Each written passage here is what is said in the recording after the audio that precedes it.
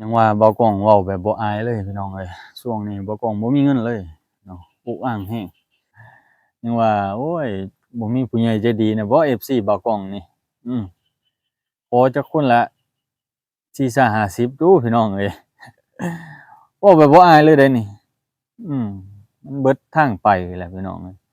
มีแต่พู้นแหละไปไทใหม่เกี่ยวข้าวเกี่ยวน้ำแล้วพี่น้องเอ้ยตั้งหลักตั้งฐานได้ปีนี้มาโอ้ยเบิดแฮงเลยเบิดเลยคิดยังบ่ออกเลยพี่น้องเอ้ย ตั้งหลักบ่ได้แหละเว้าว่าสิบ่ว่าแหละพี่น้องเอ้ย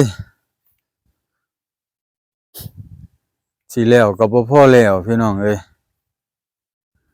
เกิดอันนั้นพังไถพังเบ้ามันพังพี่น้องเอ้ยไถเมื่อวานนี่โอ้ยบ่กล้องว่าสิไถให้มันแล้วเบิดเลยไถแล้วก็สิขาดจบเทื่อเดียวเลยว่ะเมื่อวานได้ขาดได้ไถแต่ซ้ำนี่พี่น้องนี่2-3ไร่นี่มื้อนี้ก็ดำนี่พี่น้องเอ้ยไถบ่ม่วนเอ้ยมันเป็นแนวนี้พี่น้องเอ้ยบ่กล้องเบิดปัญญาเงินสิไปเปลี่ยนก็บ่มีนะเดี๋ยวนี้นะจักสิเฮ็ดแนวใดพี่น้องเอ้ยอุกอั่งอยู่เดี๋ยวนี้พี่น้องเขาเอิ้นอิหยังมันนี่บ้านบ่กล้องเอิ้นอิหยังมันบ่จัก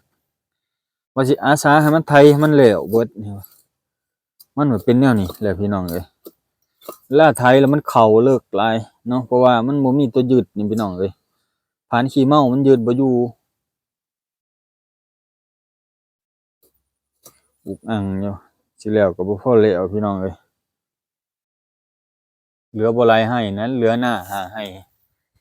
เหลือไร่อัน2ไร่ข้างๆข้างห้วยแล้วก็ไร่นี่ไร่หนึ่งไร่นี่ไร่หนึ่งไร่นี่ไร่หนึ่งพี่น้องข้างกันตะกร้ากร้าก็สิบ่พออีกแถมรถมันน้ำมันโค้งเบิดช่วงเวลาเงินบ่มีนี่พี่น้องเอ้ยอุกอั่งหลายเลยผู้ใดใจบุญซอยบ่กล้องแหน่ช่วงนี้เบิดแล้วปัญญาแล้วพี่น้องเอ้ยฟ้าวว่าอยากให้มันแล้วฟ้าวไปหาเงินหาวิธีไปหาเงินเฮ็ดนาบ่ได้มีทางหาเงินเลยพี่น้องเอ้ยอุกอั่งคิดน้อยคิดใหญ่อยู่บ่กล้องก็ได้จักแนวใดกับชีวิตปีนี้เฮ็ดนาลำบากใครแหน่แต่มีเงินซื้อน้ำมันตอนแรกนะพี่น้องเอ้ยบ่กล้องไปหารับจ้างไถนาให้เขาเจ้าแล้วบัดกินอยู่ดำไร่ดำนานี่บ่แม่นว่าสิ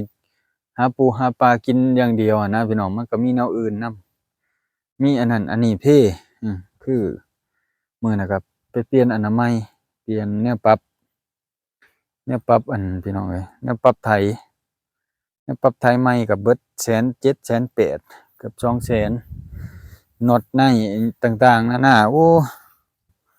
เบิ่งน้ำมันก็รั่วมันสูงมานำหลายเลยพี่น้องเอ้ยบ่กล้องก็จักสิว่าจั่งใดเลยทางเจ้าของก็เบิดปัญญาแล้วเมื่อยแรงแล้วคิดหยังบ่ออก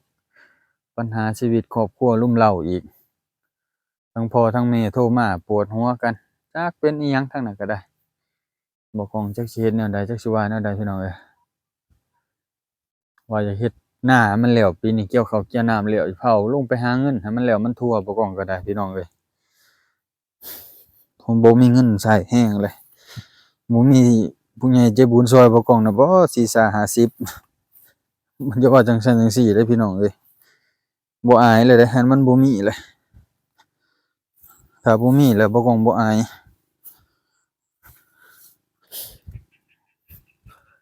คนมันบ่มีเนาะพี่น้องเนาะเว้าได้เบิดแหละ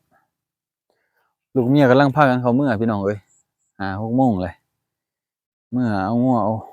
ควายเมื่อบ่กล้องมาเป็นเคยเขาก็ต้องคิดหลายแหน่จักหน่อยพี่น้องเอ้ยบ่กล้องก็ได้นี่แหละหมู่เขาเมื่อแล้วยังบ่ทันเข้าเมื่ออยู่เถียงอยู่ไร่ท่าเบิ่งอันนี้อยู่มื้อหน้าเอาเครื่องเขามาดูดน้ำเครื่องเขาก็หมุนอีกสิได้ซ่อมให้เขาอีกโอ้ยเบิดแล้วบ่กล้องพี่น้องเอ้ยคิดหลายยังว่าบ่กล้องเว้าแบบบ่อายเลยพี่น้องเอ้ยช่วงนี้บ่กล้องบ่มีเงินเลยเนาะอุกอั่งแรงที่ว่าบ่กล้องบ่ได้ลงคลิปให้พี่น้องเบิ่งน่ะคือมันบ่มีอินเทอร์เน็ตพี่น้องเอ้ยอินเทอร์เน็ตมันต้องได้เติมเงินนะพี่น้อง จ้าของก็ฟ้าวแหน่ฟ้าวเฮ็ดฟ้าวหยังหั้นน่ะก็ยังว่าแหละบ่กล้องเว้าเบิดเลยแหละบ่อายเลยว่าเจ้าของบ่มีอีหลีนะถือว่ามีอันทางหาเงินอยู่ดอกแต่ว่ามันบ่มีเวลาไปพี่น้องเอ้ยได้แต่เฮ็ดเวียกอืมได้แต่เฮ็ดเวียกเฮ็ดงานบุกเบินเอาอย่าเฮ็ดให้มันแล้วมันทั่วเวียกก็ได้พี่น้องเอ้ยจนบ่มีเวลาตัดผมให้พี่น้องเอ้ยพู้สู้ซนอีหลีกับชีวิตนี่โอ้ยอมๆๆๆใช้ชีวิตนี่เมื่อยแรงเลยเนาะพี่น้องเนาะการมีครอบมีครัวการเราต้องเบิ่งแยงต้องหาแนวอยู่แนวกินเข้ามาในครอบครัวแต่ละมื้อแต่ละเว้นป๊าดโธ่บ่แม่นเรื่องง่ายเนาะพี่น้องเนาะมันบ่แม่นเรื่องง่ายเลยยังว่าโอ้ยบ่มีผู้ใหญ่ใจดีน่ะบ่ FC บ่าวกล้องนี่อืมขอจักคนละ40-50ดูพี่น้องเอ้ยเว้าแบบบ่อายเลยเดะนี่อืมมันเบิดทางไปแหละพี่น้องเอ้ยมีแต่พู้นแหละไปไทใหม่เกี่ยวข้าวเกี่ยวน้ำแล้วพี่น้องเอ้ยตั้งหลักตั้งฐานได้ปีนี้มาโอ้ยเบิดแรงเลยเบิดเลยคิดหยังบ่ออกเลยพี่น้องเอ้ยตั้งหลักบ่ได้แหละมันเสียหลักตั้งแต่เขาเอาเงินเราไปตั้งแต่เอื้อยบ่าวกล้องยืมเงินไปเนาะเงินหาได้เก็บกำได้คิดว่าเขายืมไปก็คิดว่าเขาสิมาแทนไว้หั้นนะก็เลยให้เขายืมไปมันบ่แม่นตามความที่เราคิดซ้ำบัดตอนนี้เสียหลักมาแต่พู้นแหละบ่าวกล้องก็เลยตั้งหลักบ่อยู่เลยเฮ็ดหยังก็บ่ได้ขึ้นบ่ได้เกินเลยอยู่ส่ำเก่าอืมบ่อยู่ส่ำเก่าก็ซ้ำเติมกว่าเก่าทุกข์กว่าเก่าจนกว่าเก่าบ่มีกว่าเก่าจนว่า เงินซื้อแนวกินแต่ละมื้อนี่ยังยากยังหายืมผู้นั้นผู้นี้อยู่ยืมก็ยืมผู้ที่เคยช่วยเหลือกันนั่นแหละบ่ต้องก็ได้ไปยืมก็ได้ยืมน้าบ่าวยืมน้าบ่าวยืมเอื้อยก็เอื้อยคนละเอื้อยลูกพี่ลูกน้องที่เขาเจ้ารักแพงเบากองที่เกิดได้ใหญ่มาคร้านตามกันมานี่แหละเนาะพี่น้องเนาะอันนั้นคือเพิ่นช่วยเพิ่นแย่งเพิ่นเลี้ยงเบากองมาหั้นนะ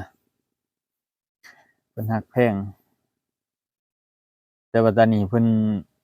สิตนนั่นแหละเพราะว่าบ่กล้องมาอยู่ไกลแรงเนาะมาได้เมียทั้งพี่ทั้งเทิงทั้งเหนือเพราะบ้านเจ้าของก็อยู่พู้อยู่ทางใต้เนาะอยู่สะหวรรณเขตติดต่อกับเขตสารวัตรนะตรงข้ามกับอุบลเนาะพี่น้องเอ้ยบ้านบ่กล้องอันญาติพี่น้องแม่ใหญ่พ่อใหญ่อีพ่ออีแม่ก็สิตนลูกมาอยู่ไกลมันอยู่บ่อนกันดารบ่อนหาเงินหาค่ำมันบ่มีมันเป็นทางตัน คือบ้านว่ากล้องยังพอได้เฮ็ดได้หาพี่น้องมันเป็นทางติดกับแม่น้ำโขงเนาะพอได้หาค้าขายแนวอยู่แนวกินพี่น้องเอ้ยกบเขียดไปหาเห็ดหอนต่างๆนานาค้าขายพอได้เงินพี่น้องเอ้ยแต่ละมื้อก็บ่ต่ำดอก100-200บาทนะพี่น้องพอได้ซื้อผงชูรสแป้งนัวแต่มานี่น่ะบ่ได้อิหยังเลยพี่น้องเอ้ยออกอย่างเดียวบ่มีทางเข้าพู้นเข้าก็ตั้งแต่เดือนก่อนแหละตั้งแต่เบากล้องไปไถนา ไปไถนายอดข้าวให้เขาน่ะได้เงินมาประมาณ3-4,000นี่พี่น้องไปซื้อน้ำมัน2ตุกอาตุกหนึ่งมันก็สิตกอยู่อัน700,000กีบพี่น้องอืมตกแสนกีบก็สิลึไล่ๆแล้วก็สิตกประมาณ2,000กว่าบาทพี่น้อง2ตุกอะ2,000ประมาณ2,500นะพี่น้องเนาะไล่ประมาณ2,500 2,400 2,500 2ตุกนะพี่น้องบ่ต้องซื้อน้ำมันรถไถนี่แหละน้ำมันไถนานี่แหละ ปีนี้คือว่าหาบุกบืนมาขนาดแต่ก่อนไปเฮ็ดเวียกเฮ็ดงานนี่คือบ่ได้คิดเรื่องนี้เลยเพราะว่าแต่ละเดือนว่าสิ้นเดือนยามไร่ยามนาคือโอนมาให้เลา5,0005,000คือกลุ่มเฮ็ดนาเลยเนาะกลุ่มเฮ็ดนาเลยแต่ว่าค่าใช้จ่ายแต่กี้มันบ่ได้หลายปานนี้ค่าอยู่ค่ากินหั้นนะพี่น้องเออ บัดตอนนี้เรามาลองใช้กับชีวิตจริงๆป๊าดโธ่โอ้มันบ่คือเราคิดเลยบ่แม่นว่ากล้องกลับมาเป็นหยังคือกลับมาบ่ากล้องเคยเว้าให้พี่น้องเพิ่นฟังแล้วเนาะบ่ากล้องกลับมานี่เหตุผลอิหยังเนาะคิดว่ามาตั้งหลักซะก่อนแล้วก็จั่งสิบัตรเบิดอิหยังก็เบิดอายุแหละเนาะมีแต่สิเฮ็ดมาใหม่พี่น้องก็สิหาเงินพู้นแหละเกี่ยวข้าวเกี่ยวน้ำแล้วขายข้าวแล้วจั่งไปหาเฮ็ดพาสปอร์ตก็ประมาณ4,000เนาะพี่น้อง4,000กว่าเฮ็ดด่วน4,000กว่า เมื่อไปพุ่นก็จังสิไปหางานดีๆบ่อนเจ้านายดีๆที่เพิ่นเอ็นดูอาที่เพิ่นสงสารเราเนาะเพิ่นให้โอกาสเราไปหาเฮ็ดงานพอได้เก็บเงินเก็บคำพอได้เฮ็ดเรือนบ่กล้องนะปีนี้คิดว่าพาเฮ็ดนานี่พี่น้องบ่กล้องอยากให้มันได้เข้าให้มันออกมันงอกไวๆเนาะให้มันงามเพราะว่านาบ่กล้องมันผ่านน้ำมันบ่แม่นน้ำมันผ่านน้ำมันผ่านแล้วมันสุไปเลยอะนะคือแต่ละปีน่ะน้ำมันสิขังมันสิอังแล้วมันสิออก เขาเอิ้นอิหยังมันออกแหนงออกอันนั้นนะพี่น้องมันเป็นดอกเหล้าอยู่บ้านปกองมันเป็นดอกเหล้ามันเป็นขาวๆนะเขาเอิ้นนะมันเป็นดอกเหล้าแล้วมันเขามันบ่งามบัดตานี้แล้วปีกายเนี่ยฝนก็ตกนำนั้นน่ะเขามันก็เน่าเขามันเป็นมิดรีบอีกยามมันเป็นหมากก็ได้นะพี่น้องเนาะปีกายนี่ยังว่าปีนี้ว่าคำว่ามันได้ข้าวได้น้ำสาธุให้มันได้ดังที่บ่กองคิดนี่บ่กองอยากตั้งเสาเรือนพี่น้องเอ้ย ได้ดินถมแล้วเนาะได้ดินถมที่แล้วเหลือแต่ดีแต่ซื้อเสาไว้แล้วก็ยามไปหาเฮ็ดงานอยู่ไทยก็จั่งซื้อเหล็กให้เขาเจ้ามาเฮ็ดโครงหลังคาให้แล้วก็สิซื้อหลังคานะพี่น้องได้เงินจัก4-5 หมื่นพู้นแหละได้จักครึ่งปีพู้นแหละไป2คนก็สิครึ่งปีพู้นแหละเพื่อเขาเจ้าก่ออันนั้นนั้นเลยนะพี่น้องเขาเจ้าเอิ้นก่ออิหยังก่อตีนเสาก่ออิหยังนะบ่ว้องก็บ่จักจะเอิ้นแนวใดเนาะพี่น้องเนาะ พี่น้องก็ประมาณนี้แหละปัญหาชีวิตช่วงนี้ก็ได้โอ้ยว่าสิเว้าบ่เว้าแล้วว่าก็ได้อุกอั่งใจนั่นแหละอธิบายจั่งใดก็บ่ได้จักทั้งพ่อทั้งแม่เดี๋ยวนี้ก็เพิ่นโทรมาก็ได้